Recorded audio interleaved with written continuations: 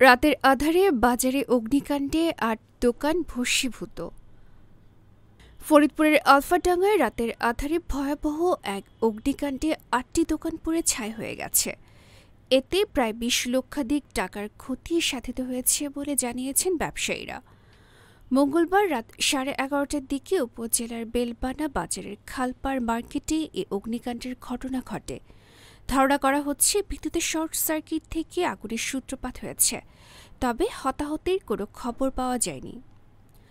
জানা যায়, বাজারে মামুন মোল্লার মুদি দোকান থেকে আগুনের সূত্রপাত ঘটে। পরে মুহূর্তের মধ্যে আগুন আশেপাশের দোকানে ছড়িয়ে পড়ে। খবর পেয়ে ফায়ার সার্ভিসের কর্মীরা ঘটনাস্থলে পৌঁছে দীর্ঘ ১ ঘণ্টা চেষ্টা চালিয়ে আগুন নিয়ন্ত্রণ আনে। ততক্ষণে বাজারে ৮টি দোকান ঘরের সম্পূর্ণ মালামাল পুড়ে ভস্মীভূত হয়ে যায়।